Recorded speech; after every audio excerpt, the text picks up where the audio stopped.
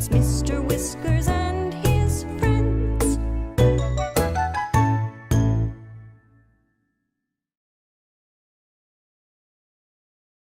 Meow, meow, meow, meow, meow, meow, meow, meow, meow, meow, meow. Meow, meow, meow, meow, meow, meow, meow, meow, meow, meow. Oh, hi there, everyone. I was just having a little nap before story time. Today, we'll be reading Dancing in Doggy Heaven by Ash Gilpin, a heartfelt story about the friendship between a young boy and his dog. And without further ado, sit back and relax. Rest your head, your nose, and your toes. Open your eyes and open your ears. Put on a smile and enjoy the show.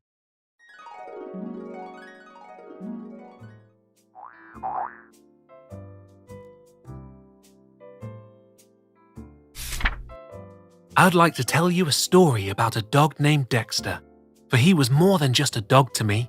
He was my best friend. It all started in the summer of '88. I had just returned home from summer camp when I was greeted at the door by a tongue that went on for miles and a tail that didn't know when to quit. He was the cutest thing on four paws as ever I had laid eyes on, and he was all mine. The two of us became an inseparable pair, would take off on adventures around town, exploring the wilderness and parts unknown. There wasn't a stone we passed that didn't go unturned. I'd show him how to fish down by the local quarry. He'd show me how to hunt for squirrels, which, by the way, is much harder than it looks. Together we'd play and carry on. We were like two peas in a pod. Life was good.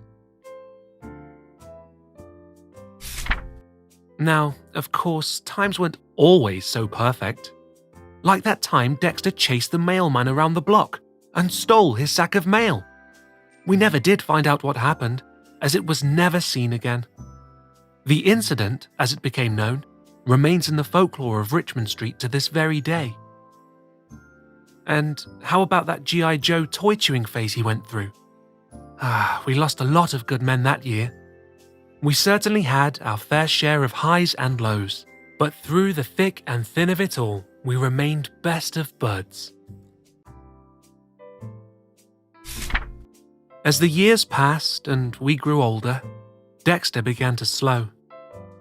Instead of chasing the squirrels, he'd sit and watch them play from afar. He took up new hobbies like napping and chewing sticks he'd find around the yard. And boy, did he love those sticks. When he finished his way through the sticks in our yard, he'd roam the neighborhood scavenging sticks from wherever he could find them. All that remained were circular patches of sawdust where he had gone to work.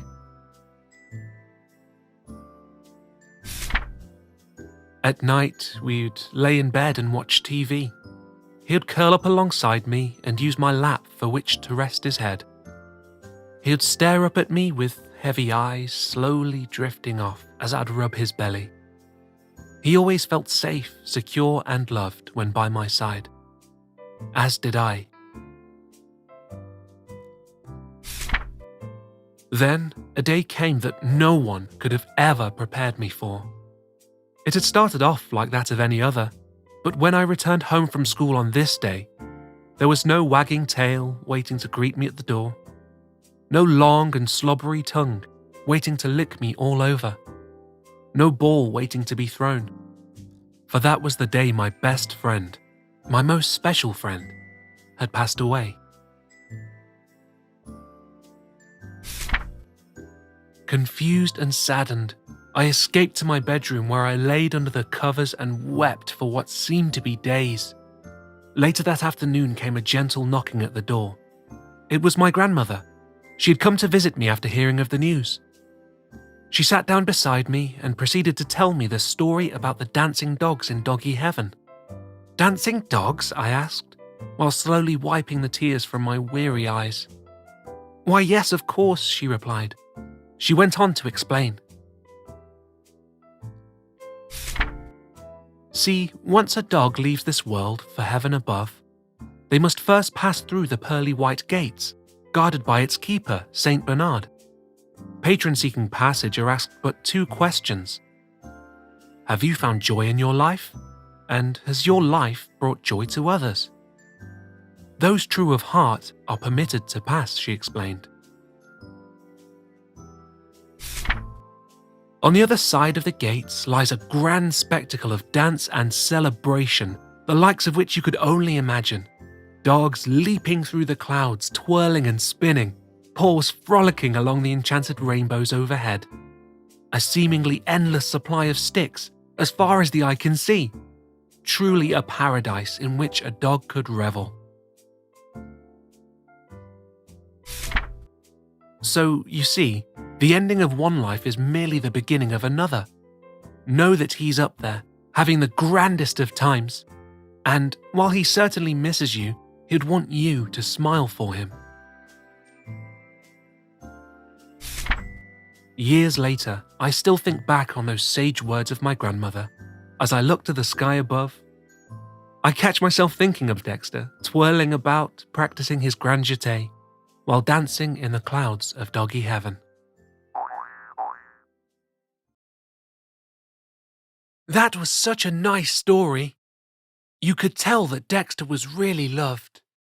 What do you think he's doing right now? Maybe dancing or chewing on some sticks. Either way, I'm sure he's one happy dog.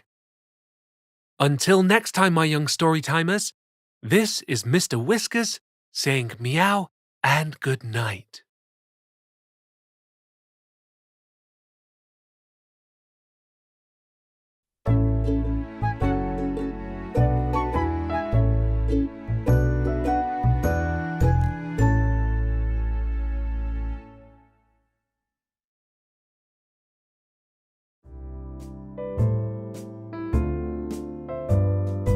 Hello everyone, Mr. Whiskers here. Enjoying our story times? Be sure to subscribe to our channel and never miss a story. And tell your friends so they can join in the fun. Goodbye for meow.